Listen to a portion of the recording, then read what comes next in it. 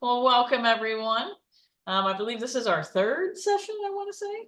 We got two more upcoming dates. My name is Erica. I am the Director of Cultural Arts at the JCC. Thank you all again so much for coming. And thank you for Phil and Baruch for everything they've done to get this, this amazing lineup that we have tonight. I'm really looking forward to it. But if you could all just make sure to mute yourselves while everyone's talking, that way I'm going to mute myself as well, just so we don't have any sort of background noise or anything to disturb our poets while they are reading. If you have any questions or if you have any comments you want to make during like the presentation, you can just drop it in the chat. And then at the end, we're gonna let everyone can unmute, and then we can have a bit of a conversation about what we heard today. But yeah, without further ado, I guess I'll give it to Baruch and Phil. Baruch, this is Purim, isn't it, today? Yeah, it's almost, Saturday night is the beginning and goes Does it into say Sunday. that for Purim you're supposed to drink so much that, what do they say? Supposed to drink so much that you don't can't know? tell the difference between Mordechai and Haman.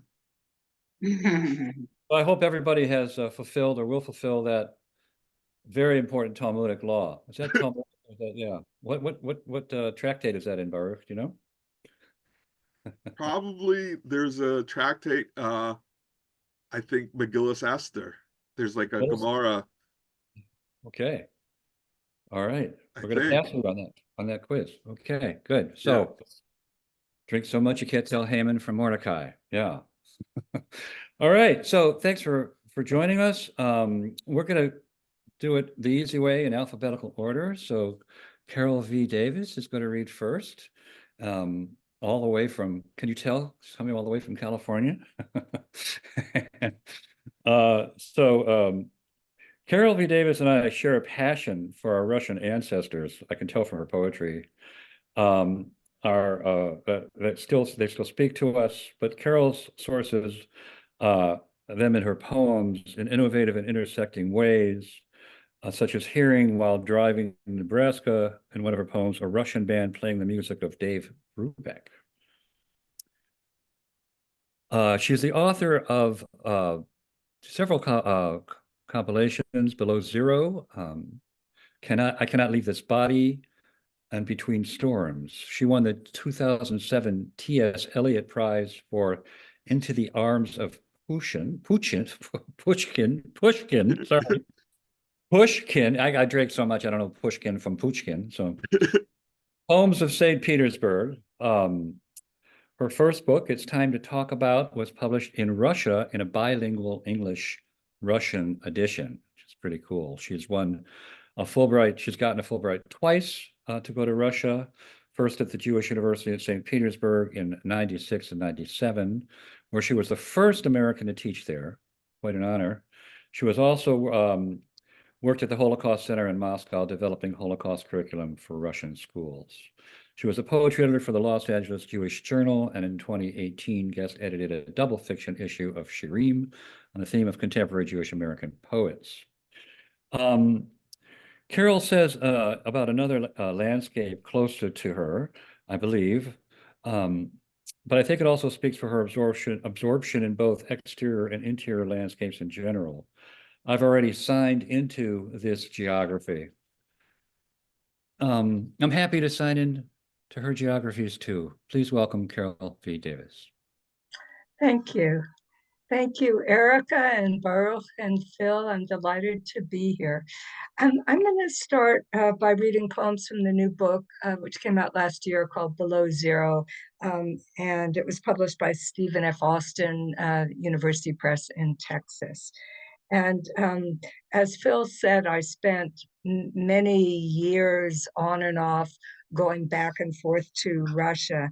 The last two times was I spent winter twice in Siberia on purpose in 2017 and 2018. I was in the area called Buryatia, the Republic of Buryatia.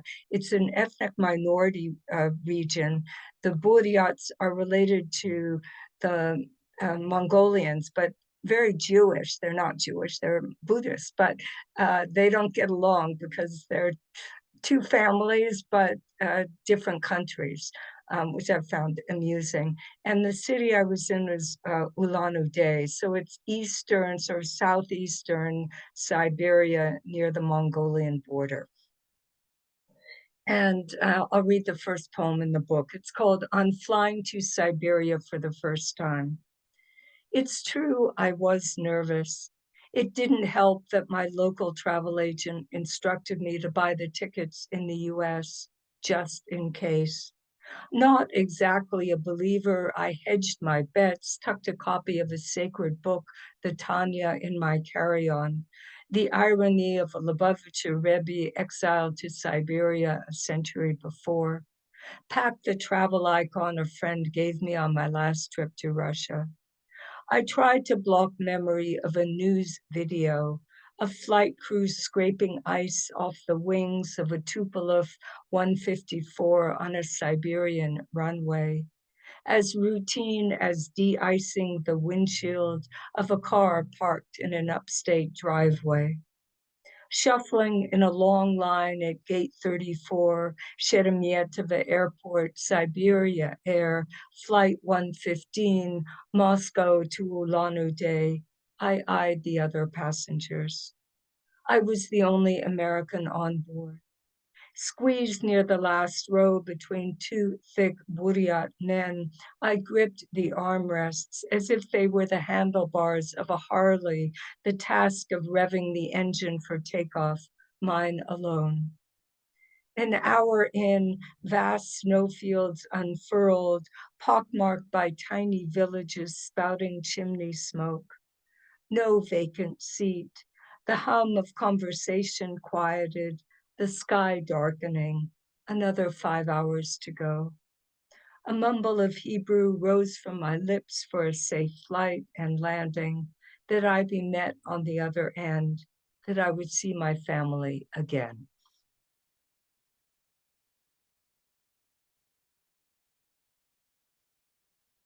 The next poem is called January. It is cold. I am in Siberia. Why should I be surprised? The temperature does not fall, too cold for such sudden movement. It inches downward, always and only in one direction. At 2 a.m., I could not sleep. Looking out the window, mounds of snow seemed to pulse as if they needed to move to stay alive. In the morning, a blackbird pecked along a bare branch, like hands feeling along black and white keys to coax out a melody. I used to think a man crouched under a piano, hitting his little hammer on the strings to release the notes. The bird gives up, flies away. They say the young are leaving Ulan-Ude for Petersburg, for Moscow, abroad. What kind of life is left here? The steel factory closed, its great painted doors bolted as if there were anything left inside. Even the ghosts of Soviet bosses have decamped to a Cyprus beach or the fading boardwalks of Sochi. Before I left home last week, a man froze to death in Chicago, sitting on church steps, a porch. I don't remember. Think of the men who carried down the rigid body, seated as if on a throne, or like the groom carried on a chair at his wedding, and the poor bride hanging on for dear life, grasping a white handkerchief as her husband catches the other end, a symbol perhaps of the fragility of marriage. No wonder Los Angeles has the highest number of homeless. Winters mild, rain now scarce, but further north, fires with voracious appetites do not subside in autumn. No such thing as fire season anymore.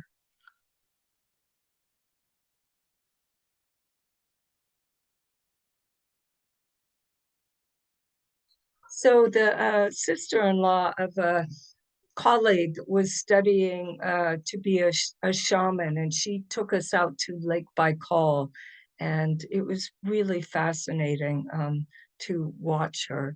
So very similar to Hopi with beating a sort of tambourine drum and chanting.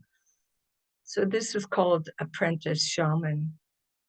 Days she works in a Soviet-era factory, the lathe creaky as if it had arthritis, her thick fingers not nimble as they once were. But nights she studies with a Buryat shaman to prepare for her real work.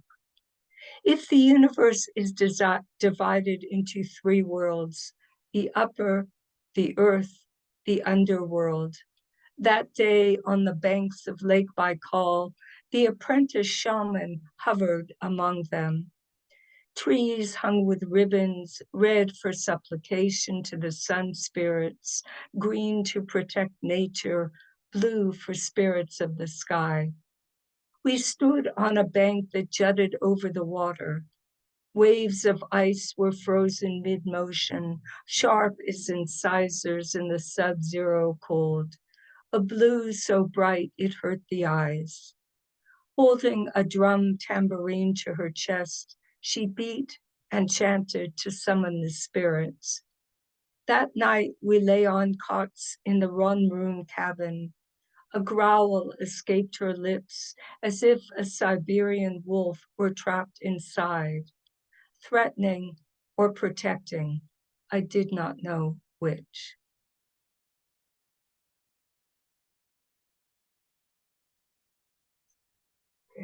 So we'll move to the Pacific Northwest. I went to graduate school there, but I also had a fellowship, artist in residence at Blodell Nature Reserve on Bainbridge Island some years ago. And this is from there. It's called Licorice Fern 1. Leaves are falling from the maple and black cottonwood. A rain of green so beautiful, I forget it's because of the drought. The alder cannot hold on to its little serrated boats. I start to count types of ferns, sword fern, lacy, licorice, an epiphyte on the branches of big leaf maples. They say this fern will survive even if the moss dries, rehydrating after winter rains. We think they are delicate, but fine-toothed fronds can propel like weapons from the hands of children. 2. Now the calling of birds, flicker, creeper, nuthatch. Counting is habit forming, such certainty like the counting of days of the Omer, the preparation and anticipation of freedom. 7 weeks, 49 days between the redemption from slavery and receiving of the Torah. There is too much to remember.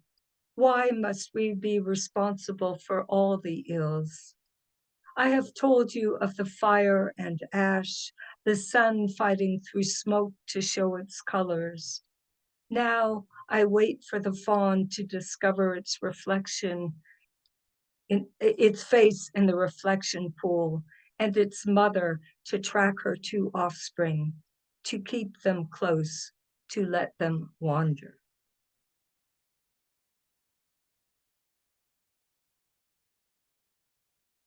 So we'll go back to Siberia. I went to visit Irkutsk, which is a bigger city and with a very, very old Jewish community from the time of the Silk Road. And I went to visit the community there. And this is from that time. In Siberia, I watched my host. Ilya sits at the kitchen table, open bottle of beer before him, pours half a glass, dips a finger in, taps it on the tabletop. For the house spirits, Marina explains, to appease or nourish, I am not sure, nor what role the ancestors play. In the Irkutsk Historical Museum, A 19th century shaman's robe hangs with strips of metal and a few keys to summon the spirits for protection or to banish evil ones. I think of our own Passovers, finger dipping in the wine and tapping. Blood, vermin, locusts, the power, the fear.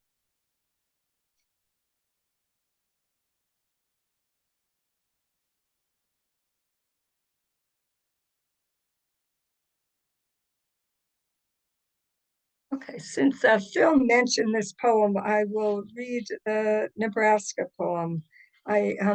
Russia is not exotic for me, but Nebraska was very exotic.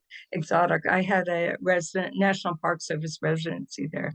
This is called Listening to a Russian Band Play Dave Brubeck. My eye wanders off the 4-lane highway, corn on my right, soy on my left. I'm looking for roadside shrines, though I can't say why.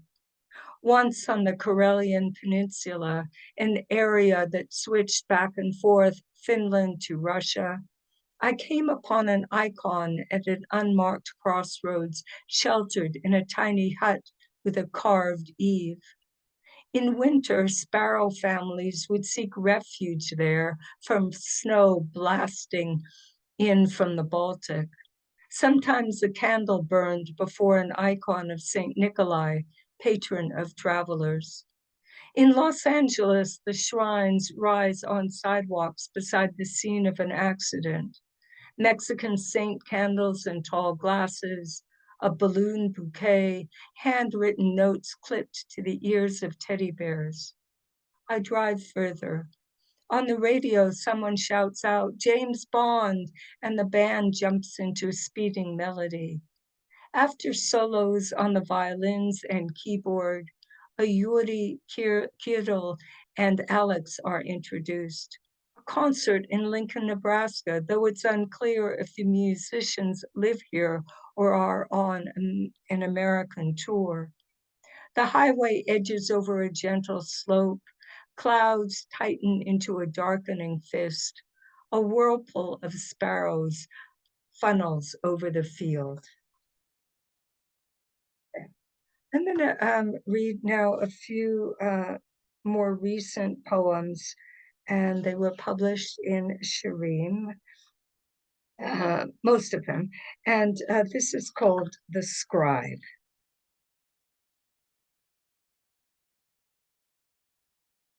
Before the disease climbed into his brain, he would hunch over a text like a sofer, a Jewish scribe checking the parchment of the Torah, examining each letter, all 304,805.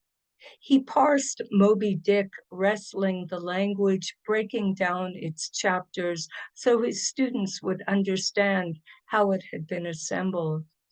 Now he scrambles his words, substituting one for another.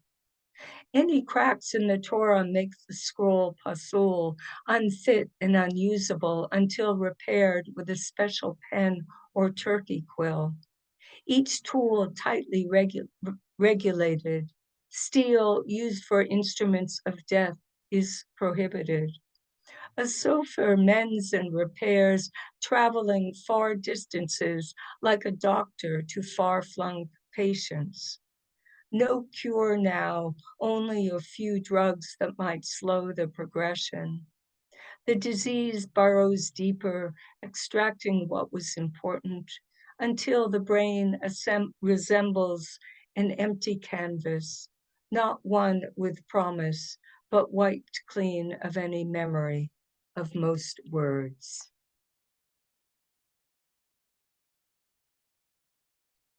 And this is called Shemitah.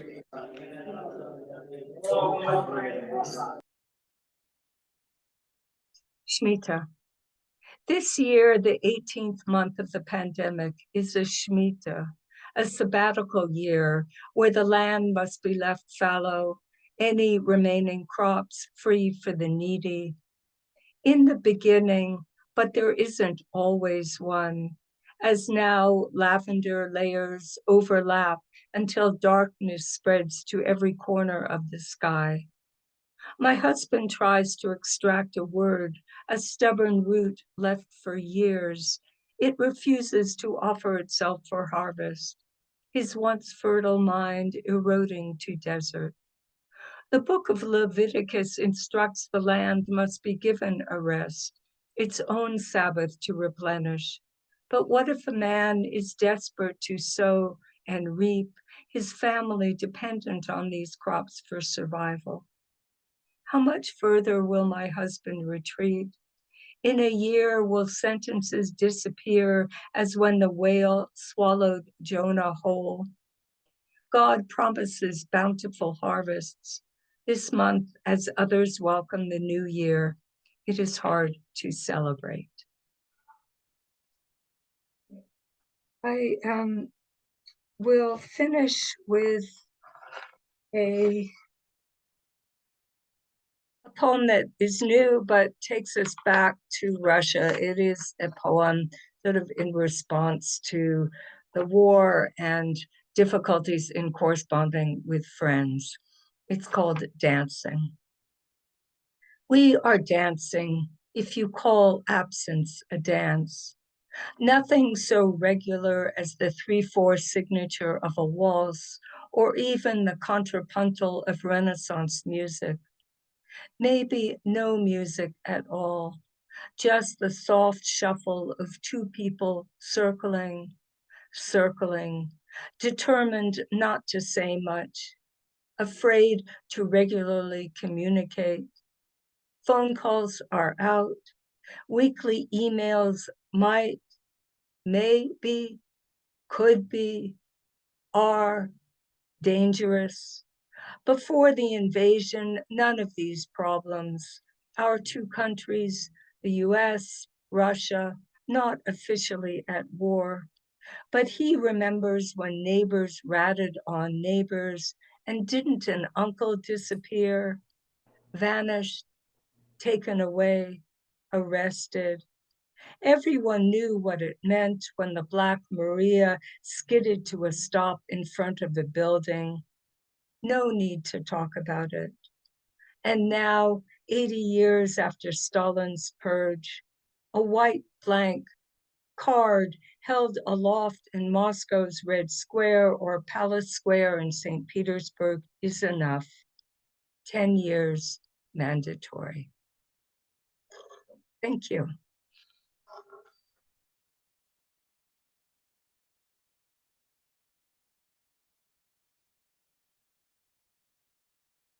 All right, wow. Just the oddest thing about Zoom is that, people kind of responding, but you can't hear them. You know? And so, yeah, hey, all right, that was nice. Feel free. Yeah, snap your fingers. That was really nice, Carol, to be taken to those places and to get those insights. And I was just, have you heard of Yenta Mash? Yiddish, sort of like she's just been kind of translated. She wrote in the 50s she spent time in Siberia and Oh, I'll wrote, have to look her up. yeah, I heard about her experiences. And she didn't write it, she was like 20 in her 20s when part of the Stalin, you know, relocation program. Yeah. And so terrible stories you really learn about. This is while Hitler is in Germany, but Stalin is also doing his stuff. And she wrote about it really well in these little stories, kind of memoir-esque kind of fiction type tales. Yenta, what's her name? Yenta, I guess. Mash, M-A-S-H. So really good. So your reading reminded me of that. Thank you so much. Thank you. So I first met Rikki Santer at a workshop in Youngstown, Ohio, and soon learned that not only at one time did we, unbeknownst to us, live a few streets away from each other, but also, again, unbeknownst to us, went to the same university. And remember Louis the Bagel Man, after the bars closed, selling his much desired bagels, famished and inebriated students. We're destined to meet at a poetry workshop, Rikki. Rikki's poetry had been published very widely and has received many honors, including several Pushcart and Ohio Anna nominations, a fellow from the NEH, and in 2023, drumroll, was named Ohio Poet of the Year. Like, wow. Hey, at least they'd done right with poetry, doing right with politics. Sorry. She has published 5 full-length collections, 6 chapbook sequences, exploring, and this is where Rikki really shines. These topics are so wide-ranging. Hopewell Earthworks of Newark, Ohio, the late Kahiki, am I pronouncing that right? Supper Club of Columbus, Ohio, the art of ventriloquism, the complex world of fashion, and the classic TV series, which we've all watched, Twilight Zone. Clearly, Rikki's poetic reach of subjects is astounding. The subjects, whole collections and poems of her many books say it all, as you just heard, including, I think your recent book is Leonora, Her Tarot and Me. Is that the most recent? Yeah. Which explores the surrealist painter Leonora Carrington, and so much more. I imagine that a poetry concept might grab a hold of Rikki. She explores everything and anything real and imagined, shapes and transforms through her idiosyncratic, musically vivid, linguistically vast imagination. I just can't believe the wide range of subjects, and it's just really incredible. In other words, when I sit down to read a Rikki poem, I don't know, as in a dream, quite where it will take me, but I trust I'll be much smarter and strangely moved by the experience.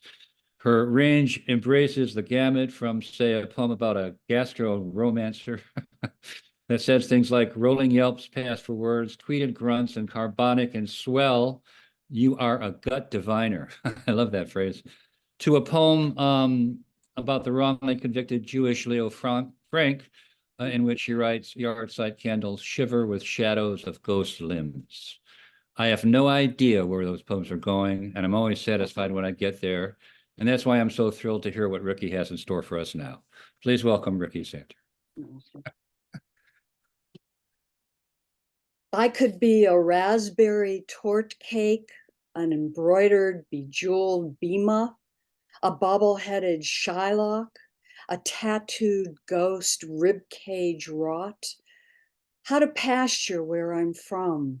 I'm from Luna moth blown from the shaggy bark, tribe of dancing aphids powdering branches.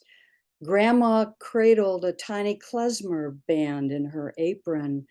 Uncle assembled a flamingo menorah in his front yard. I imagine Anne Frank's shepherd crook leading me to safety in her sheepfold. Mother turned her dreidel paperweight to gimel so everyone could win. Phil, thank you for such a generous introduction. Baruch, thank you for inviting me. Wow, what an honor to be in this lineup of poets.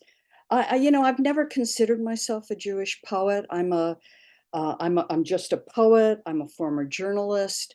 Phil, thank you for recognizing all these topics I get so geeky about and I research, and these collections, these sequences emerge. But now my next collection is probably the most personal approach that I've taken to sequence.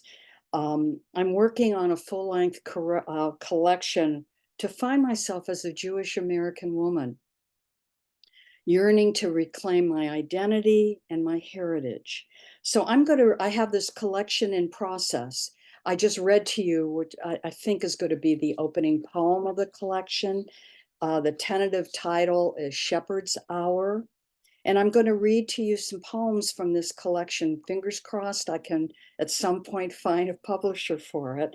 Some of the poems are going to be personal. A few will reflect my passion for research that anchors many of the poems in the collection. Now, we were talking as we were warming up for folks to enter about Cleveland and Corky and Lenny's Deli in Cleveland. And the very first session, which I was a part of, when we were yapping a little bit after the readings, we were talking about deli poems. And I mentioned, hey, I've got a deli poem. So I want to read you my deli poem. I grew up in Youngstown, Ohio, and my dad's brother lived on the other side of town, which was the Jewish side of town, and he had a deli that he ran with his aunt. This is called Uncle Max's Deli. Amen, as we gather beneath the mantle of delicatessen where the Marx brothers held court in kippered herring barrels, and I'll have what she's having, a Danny Rose special with marinara and cream cheese. I scratch at the exfoliation of past before artisanal was deemed artisanal, when his buckling linoleum and commas of grease tagged foot-tall mountains of tender pastrami or humps of chopped liver that bedded down with flirty romaine. How to surf these orbits of memory that spin the halo of my vegan constellation. I am now a distant galaxy away from splayed portions of smoked and salty flesh, this fluorescent bulbous moon where fat was prized and murder thrived in thick display cases of bulging fish eyes and cow tongues moaning. His deli was a movie set with perfect portions of schmaltz, dried scraps of corned beef in ellipses around the slicer blade, dust balls in the laps of empty front windows, a porcelain cityscape of plates piled high on steel counter, formica tables with just the right amount of fade. I ain't kvetching about this concerto of tradition, this immigrant fusion food I devoured gleefully on Sundays, ignorant of my people's ruse of secret no pork sausages during Inquisition or the thin and sour rutabaga soup of Auschwitz. What sandwich would they name after me now? A feeble union of smoked carrot lox and pureed cashew schmear with a Mogan David martini to wash it all down.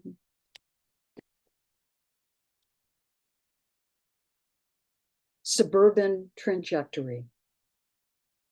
Do you remember the time I sat at your parents' polished mahogany table in their crystal dining room while they whispered about me in their gleaming kitchen with a marble island way bigger than my mother's apartment kitchenette? And I thought I heard wayward upbringing and Jesus killers before they joined us with their strained smiles and heaping platter of breakfast bacon.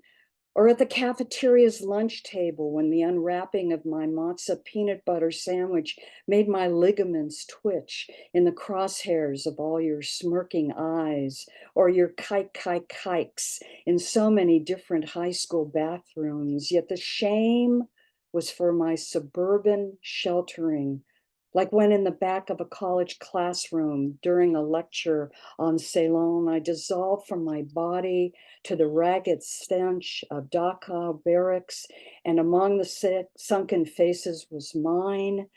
And when I returned, I found each of you staring at my tear-stained cheeks. So in this category of my making, I've been led by a trail angel to find myself circumnavigated by guilt and luck, to remind myself of the tattoo buried deep into the flesh of my Hebrew school teacher's arm as it danced before her eager chalkboard.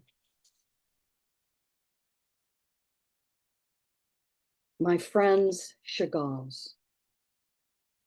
I'm thinking how paralyzingly delicious these blintzes are that my dear friend serves me as I'm sitting in his dining room with his mother's needlepoint tablecloth and Chagall's all around. A home gallery of so many signed lithographs of little Jewish towns, their earthy darkness and chatty tones commingling with these fluffy Jewish cousins of crepes. Oh, bless higher content of butter and egg. And these blintzes would swallow themselves if they could, surrounded by the centrifugal staccato of an absence of gravity for floating roosters and floating cows, along with floating cherries quivering lush in sherry sauce. And I would marry these blintzes if I could, as they shimmer under swirling blues of moonlight, lovers caressing and angels plump as dumplings, all yoked to the magical ordering of dreams. And my friend's eyes glisten, and my lips grin, sticky sweet, and the fiddler and cello goat serenade us as the genius of Marc Chagall looks on, wise in the secret life of things. Well, again, before folks started joining us, we were talking about heritage, and my parents married very, very late in life. I never knew my grandparents. I was decades younger than my first cousins who would have known stories about my grandparents and stories about the old country. I believe they immigrated here in the early 1900s. And I never, when my parents were alive, I never asked enough questions about our family's history. And this is something that I'm trying to research as I'm working on this project. So these next two poems are my attempt to reach out to my grandparents. This first one is called Dear Chaya and Rikki. If somewhere there's a star chart that will lead me to you, I would no longer lament you were never mine to keep. Where are your grandmother's stories that freight their magic? Hive of honeybees still busy in your soul, your head a melancholy violin as I crouch into the wildflowers outside your shtetl cottage, clouds like a school of herring, just a few strands from your hairbrush now in my locket, your jelly jar of buttons, your red leather-lined table, inlaid mother of pearl blossoms belting its belly, your butter cake masterpieces, your feasts of pepperfish and tip of the tongue stews, you rub a hen's just laid egg across your lips, keep 7 cradles rocking with your foot, herd gaggles of offspring under your clotheslines, your daily allowance of a sliced in half Kalamata olive, silk stockings never your allies, but hairpins steadfast in the dark halls of asthma and arthritis. You phantoms of old age, praying for dew each morning, and me forever hollow, yurtside candle loyal, wishing I had had a chance to kiss the wrinkles around your knuckles. And for my grandfathers, dear Isaac and Joseph. The black pointer with its gold tip glides like a finger right to left, beyond what the census shows, to leave me at the margins of grandfathers whistling on front porches. Breath-length memories I'm too late for, but for. No fingertips on my eyelids, no woolly voices calling me to your lips and laps. This'll punctuate your graying beards of what you said when you fled to heave your family from buckling Lithuanian floors. The peddler algorithm of your honey and brine as you bartered schmatas door to door, or your American storefront stubborn for closing on Sabbaths.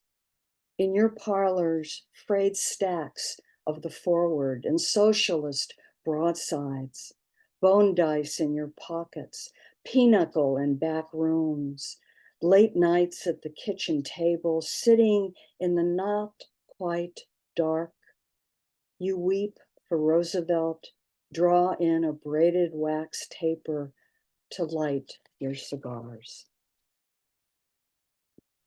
Well, we were also talking about comedians, and I was chomping at the bit because I have a poem. about comedians. I love stand-up comedy. I just think it's such a beautiful art form. And I'm a great fan of some Jewish feminist contemporary comedians like Sarah Silverman and Amy Schumer and Chelsea Handler, but they had ancestors we should also revere. And this poem is about those ancestors. It's called Love Letter from Ghetto Girl Comedians to 21st Century Offspring. And this letter is from Patsy Abbott, Belle Barth, and Pearl Williams. When a man of 100 can be fertile and a woman of 90 gives birth, Abraham and Sarah let loose laughter into the world, or so says the Torah. And then it was the 1950s. With our dirty records in the basements of parents, we were brazen Jewish jokers working through the stealth of defense while vying for the sacred twinge of chuckling. We knew how to grind and gnaw the bone with freedom to subvert puritanical goyim. We were vaudevilles throwbacks, crafting joy in dark places, risque repertoires with secret codes of Yiddishisms. We were vulgar and garish, our emblems of honor for any heckler. Shut your hole, honey, mine's making money. You bet we were aging ghetto girls living in margins exotic. We knew how to hold them with Borscht Belt rhythms, shaggy dog zany, and salty punchlines that reclaimed our immigrant anxiety and the right to kvetch in sequined gowns and painted eyebrows.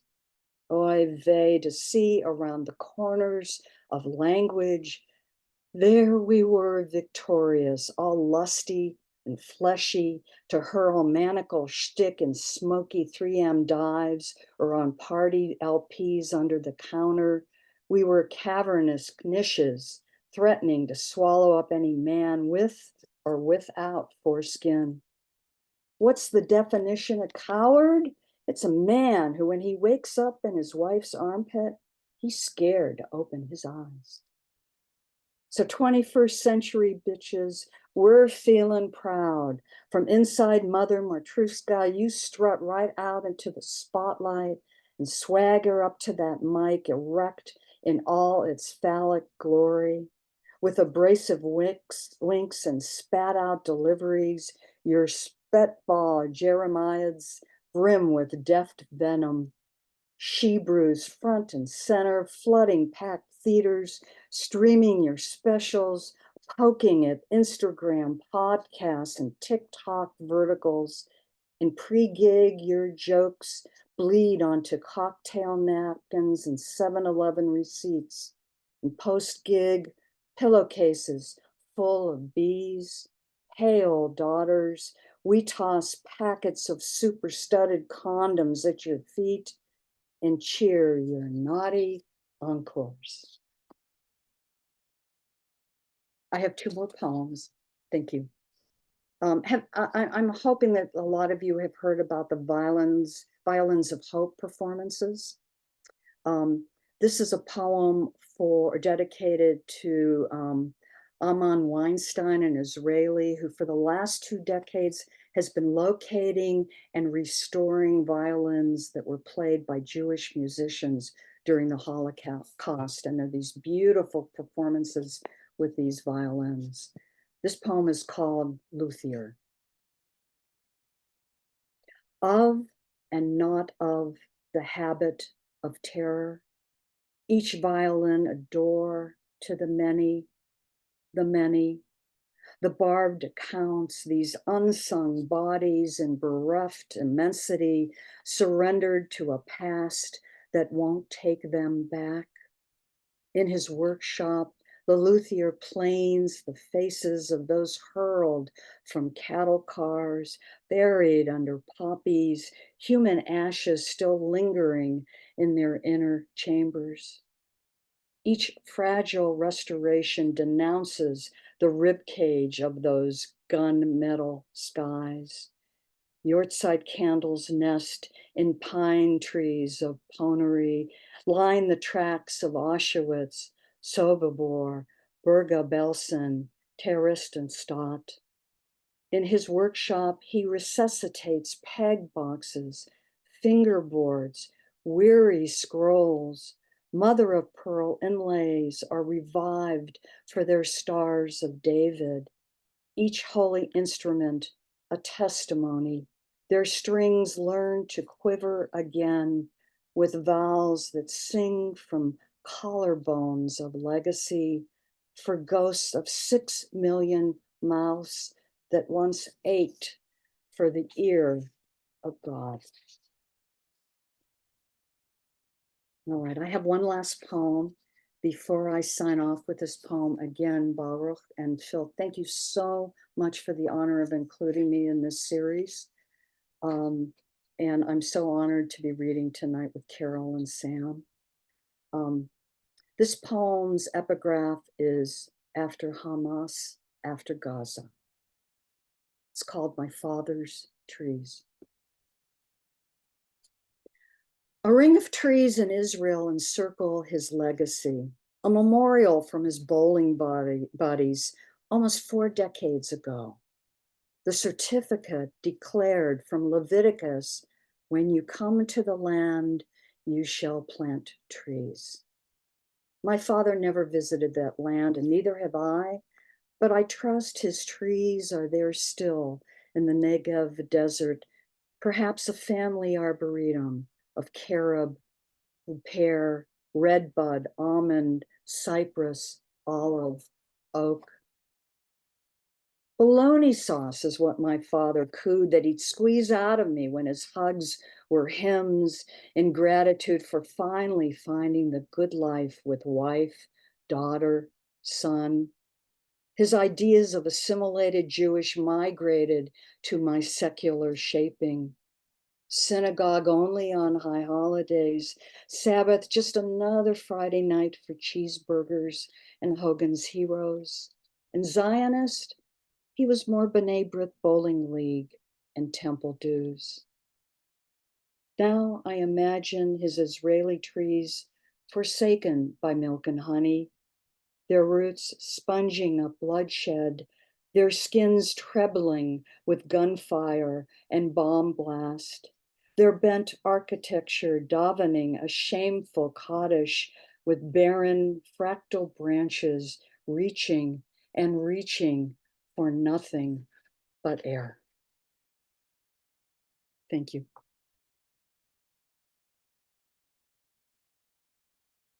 Thank you so much, Rikki. You didn't need to thank us. It was our honor to have you, and it was really wonderful to hear your poetry.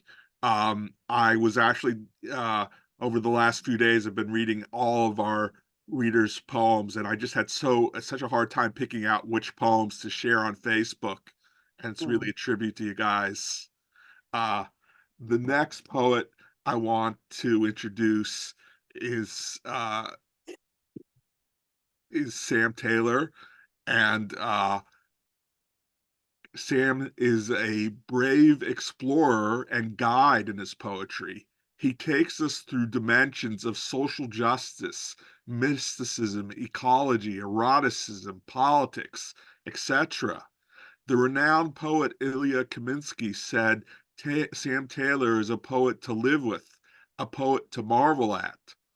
All one has to do is glance briefly at his poems to see why. They contain rare lines of electric imagination and raw energy.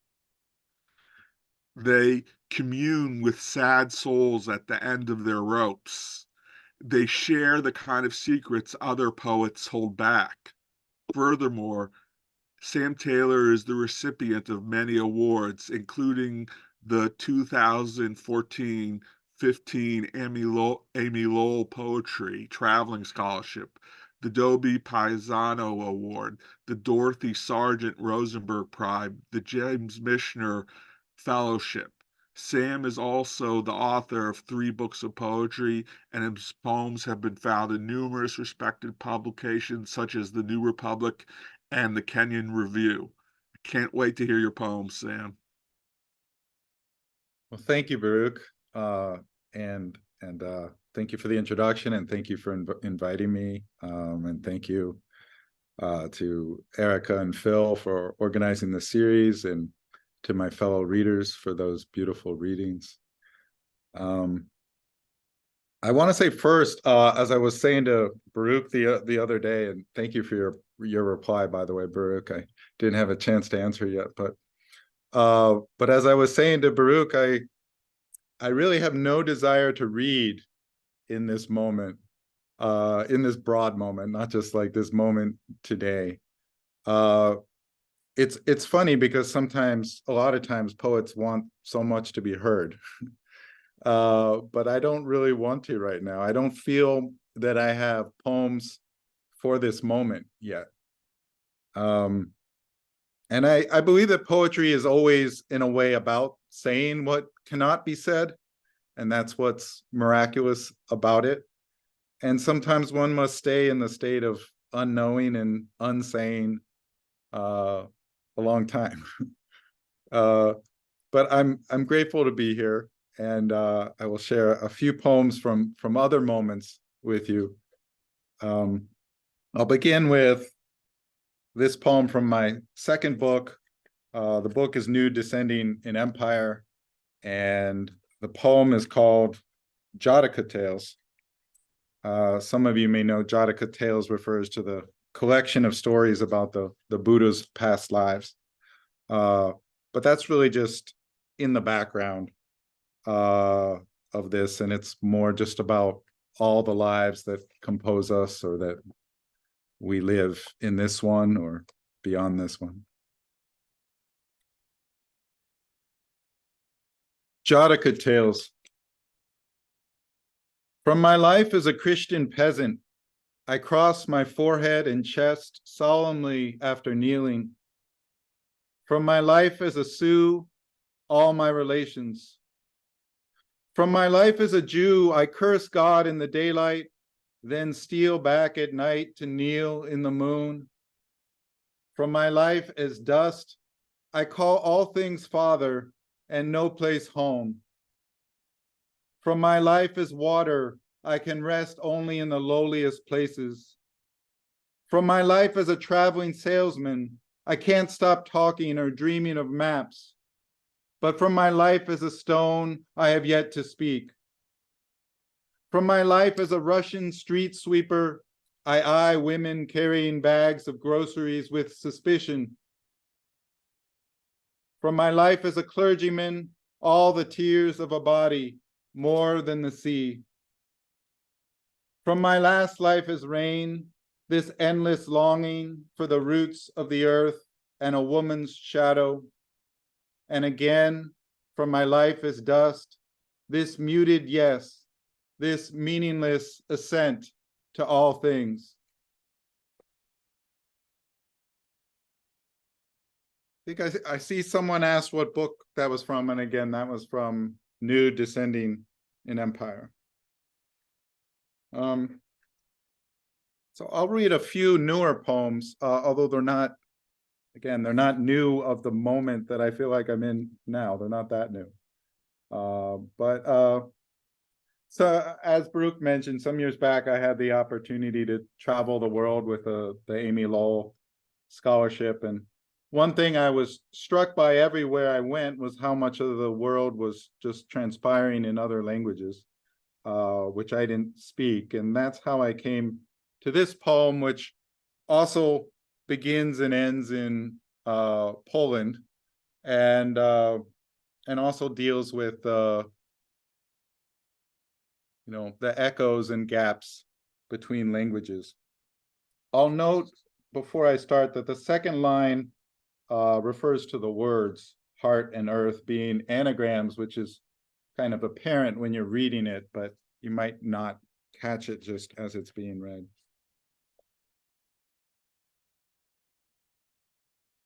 Postcards from Babel.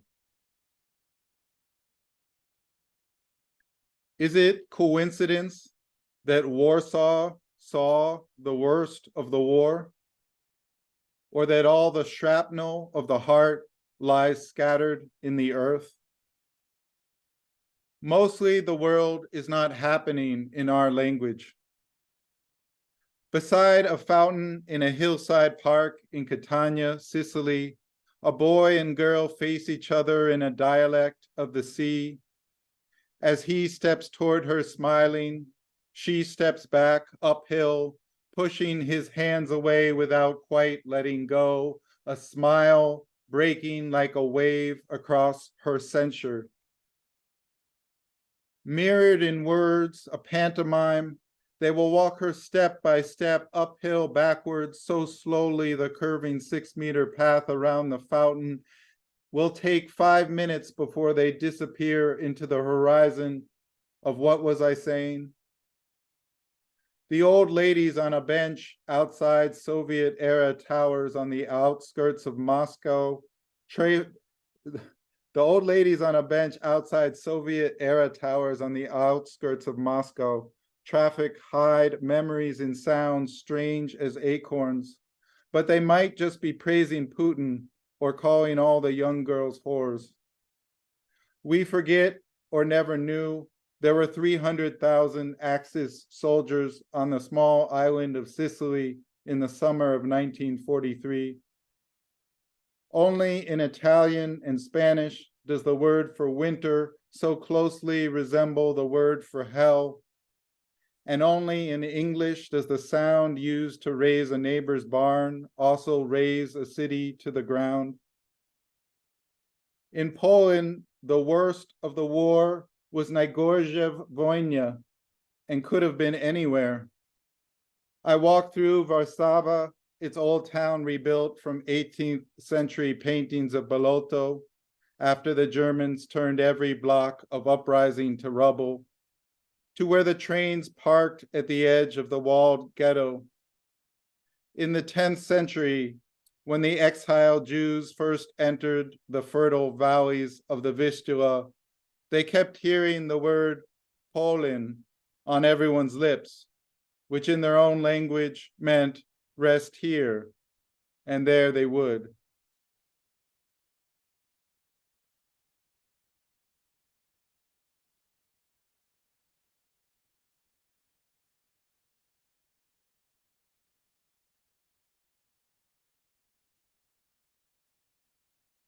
Triptych.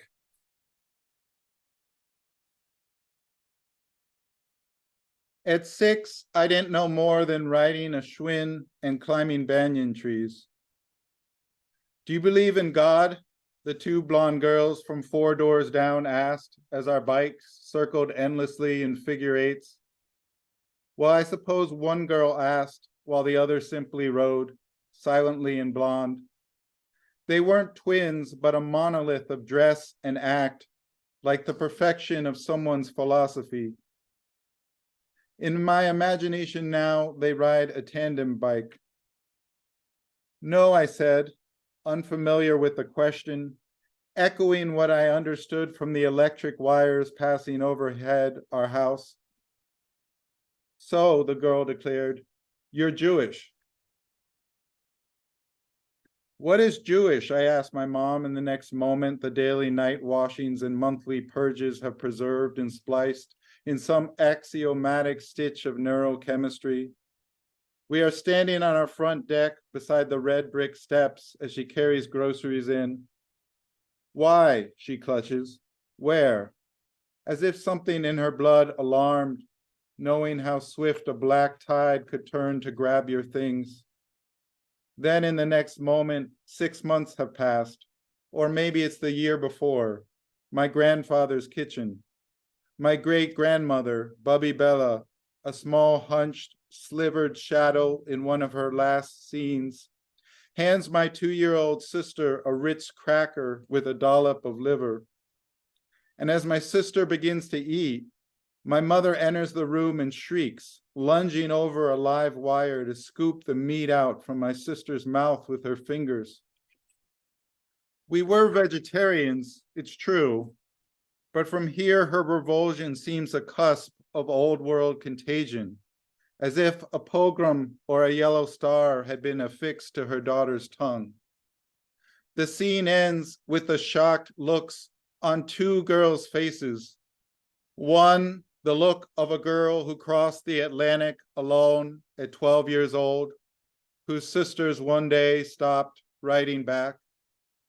The other, the look of the girl who had only crossed the kitchen and opened her mouth. They each gaze up at my mother, shaking from the opposite sides of the century. One unable to imagine any harm in a child being fed. The other unable to imagine any harm at all.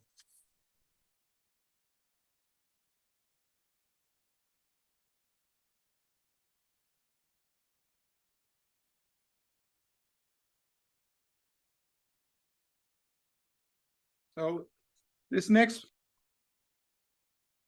poem takes a bit of a journey, and it deals with mysterious coincidences and things we know we have no reason to know, and things that suggest some greater meaning and divinity, even in the midst of horrors.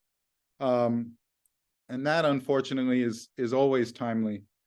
One coincidence referred to here is that when I was quite young, I wrote a poem about the Holocaust before I knew all that much about the Holocaust, really.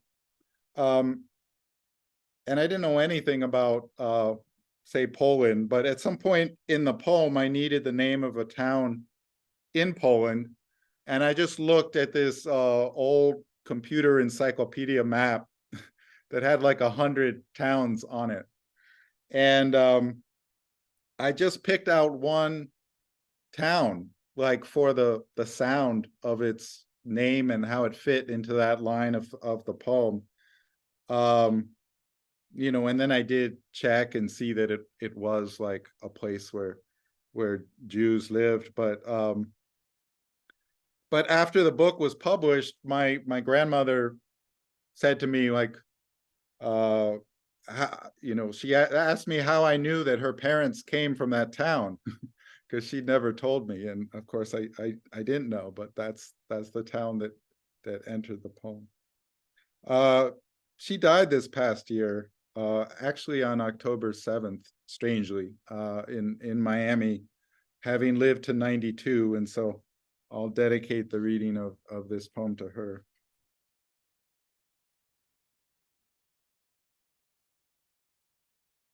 Report from the Invisible City. Italo Calvino's Invisible Cities has gone missing from the Saratoga Springs Public Library, as if it asked for that, as if it submitted a request to be reshelved in an invisible library where only invisible people could get their hands on it. Or someone loved that book enough to lose borrowing privileges for every other, enough to carry it alone into the future like a Bible, their one book, waiting to be lifted up in rapture to meet their fellow invisibles from across the world, each of whom had pilfered the same book. But due to the punch-drunk librarians, so giddy someone still loved a book enough to steal it, none of this comes to pass. The invisible citizens, never punished, are never exiled, and never convene. Instead, each wanders a different city alone, carrying his tattered copy through laundromats and bus stations until he grows tired, leaves it behind somewhere random, a Chinese takeout joint, a psychologist's office. 5 years pass like so much Pompeian ash, and I am living briefly for a few weeks because I have no place called home on earth, in a second-story flat in Key West, Florida, a block from the local library. One day I step inside its AC to learn the tropical flora, and every other day I walk past en route to Fort Zachary, Cuban coffee, udon, or Hemingway's House of Cats. I can almost navigate the township map by the scent of flowers, turn right at the bougainvillea, left at the gardenia, walk 20 paces past the plumeria and ginger bloom, cross the bleeding heart, follow the channel of lang lang, mine the vein of night jasmine, round about the bromelia, yield to the birds of paradise. Every day as I brush the palms in front of the library, I witness a murder, I'll call it, a gaggle, a murmuration of homeless loitering on the low wall along the street. 1,000 yards away, cruise ships, cities not invisible but floating hallucinations, bob in port, disgorging their citizens of money. The low wall mirrors the wall of my first memory that stood between me and the sea, the night I became conscious of us both. But one day as I walk past, there is no murder anywhere, nobody sitting on the wall, just a book gazing skyward, bathed in sunlight. And as I have never seen a book alone atop a wall, I pick it up. Reader, I don't have to tell you the name of that book. And at a time when I had forgotten everything, Invisible Cities.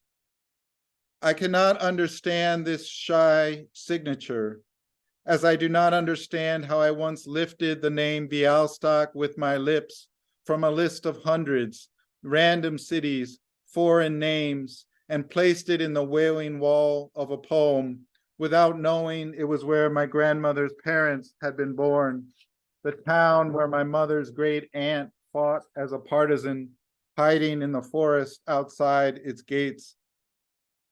Shot there, presumably, though according to another story, she slipped in and out of the Warsaw Ghetto. So perhaps she died there instead in a rain of fire. I will never know what happened to her, so every story is her story, as every story has always been our story. The Jews in cattle cars outside Treblinka waited in the sweltering heat, begging for water, sometimes offering diamonds to the Polish pig farmers who could be shot for giving aid. Some farmers brought water for free. Some took the diamonds and brought back nothing. And yet Bialystok floats up to my dumb lips like a prayer in reverse. This invisible city shining. And years later, I myself stood on a street corner in the same Bialystok, trying to decide between two women in distant countries, opposite directions. When I saw a woman of such beauty specific to me, I felt the space where she stood breathing beneath her as if into my own lungs. And for a moment, I forgot all the loves of my life and would have followed her to any city visible or unmapped. So I probably deserve to be homeless on this earth. And perhaps it is good the Lord gives me nothing more than a random 21st century apartment in a plain city I detest. A decade ago, I wrote automatically, you can go to sleep in Savannah and wake up in Wichita. And now I wake up in Wichita. But I also live in Bialystok, Lutz, Key West, Sinning, Savannah, Grenada, and every city I enter becomes part of this invisible book. This book I cannot put down. This book I did not check out, that has no referent in the world. This book that cannot be believed. Are you also carrying this book? Where shall we meet? Shall we turn right or left at the hibiscus? How many paces past the bougainvillea? When I find you, shall I turn left or right at your navel? How many breaths round the roundabout of your breast and the traffic circle of your ear? If we walk the Malecon, we shall be doused in the iron of the sea. But I need you every day to see the hidden signature, the invisible city, in the bacon grease sizzling, the soybean factory grinding all night, and how you come to me like a word lifted by my lips from a pool of dumb water. It would take a miracle to find Venice under the bones of this city, but maybe we can make a home in the invisible bones of our birth, in the pool of brilliant water, in the languages our mothers learned from a basket of robins and wrens, before night's tank of stars attacks.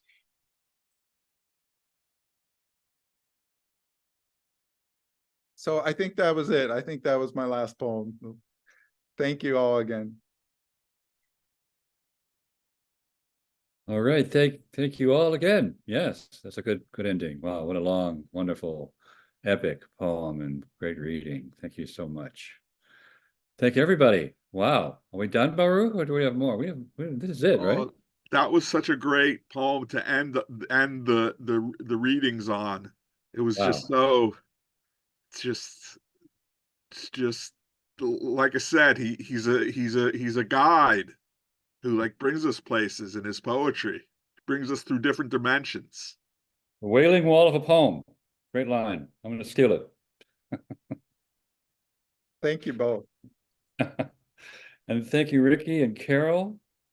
Does anybody have any questions or want to say anything? And how about the poems, poets, Again, lessons, comedians? Anything? thanks for having me. It's a wonderful experience. You're This welcome, is nice Yvette. as last time. You're welcome. Very nice. It's a treat for me. Really enjoyed it. Good, good. Erica, do we know who's coming next month? Yeah, so next month on April 18th, we have Joanne Furman, Jessica Jacob, and Richard Michelson. Wow.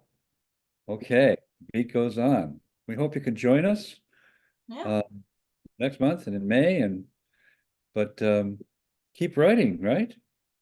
Keep eating deli food. Not very healthy, but you know. Thank you guys. Thank you, Carol, Rikki, and Sam. And thank you, Erica, for putting everything together, being the backbone, and taking care of all the technical Yes. details, Thank and you for the link. sending out the Yeah. links, taking care of the problems. And So, I'd Rikki, like, yeah. And Rikki mentioned something about having a deli evening, just deli poems. well, Josh is going to make a Dali poem anthology eventually, right? Yoshua? Yeah, I'm working on it. I'm He's working on a working on Deli it. anthology. Wow. He's looking for titles. Well, I loved your What? Blinson poem, Rikki. Gotta have that Blinson poem in there. Yeah. Wow, I wanted to eat Blintzes right then and there, right then. It's hard because I was fasting all day. Now after that poem, it got even Sorry. worse. Hello, Yoshua. How you doing? I'm doing good. I'm just fixated on my Deli collection. My Deli You got a anthology. few I'm just poems trying to think tonight. about what I could put in there. Yeah. Yeah, we did your work for you. I hope you're happy. Yeah. The collection's almost complete after tonight. I'm gonna throw in my Corky and Lenny's poem. All I need is some dessert. All that's left is for some dessert. You got some What kind of cheesecake? deli desserts are there? Some baklava, maybe? Yeah, sounds good. That sounds good, Phil. Coconut, Corky and Lenny's had a great coconut bar. Charlene, you probably remember that, don't you? The table of contents for his anthology is going to fold out like a menu. Right. I was trying to keep that a surprise, bro. Oh, sorry. Maybe you'll have some coupons in there for discounts at all those delis. Yeah. We can have a It's gonna be deli big. reading series. We can go to It's gonna deli. be big. It's gonna be overstuffed. Just bring the gefilte fish, the herring. Yep. Wow, I'm having a good time. I think we let Erica's had a busy week because it's the Yeah. Jewish film series in Buffalo. So Erica, thanks for sticking it out with us. Of course. Great to see everybody. Great Amazing choice. reading. Films Amazing reading. said She's here listening to our poems, which is really sweet of her. Thank you.